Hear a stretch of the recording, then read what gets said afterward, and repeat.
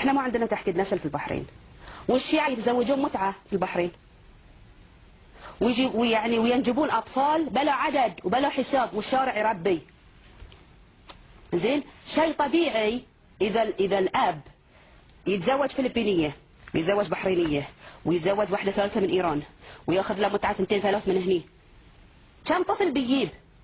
الزواج مقرر شرعا عند الشيعة. مقرر شرعا عند الشيعة مقرر شرعا. الشريعة الإسلامية أقرت المتعة اللي بهذه التصنيفة اللي أنا بقولها لك. التمتع بالمفاخذة، عندهم التمتع بالملامسة، زين، التمتع بالمكاعبة، التمتع بالصغيرة.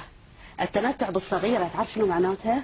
معناتها يتمتعون بالطفل اللي عمرها 2 3 سنين 4 سنين. طيب عشان ما ندخل بس في التمتع تفصيلات. بالمفاخذة خل اشرح لك شنو هو. هذه ضد حقوق الطفل، هذه يعتبر اعتداء جنسي على الطفلة.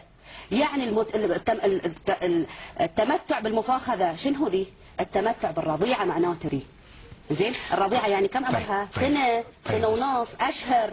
يعني هل يعقل رجل بالغ يمارس الجنس مع طفلة رضيعة؟ بس وتقولون لي الشريعة الإسلامية أحلت هذه الأمور؟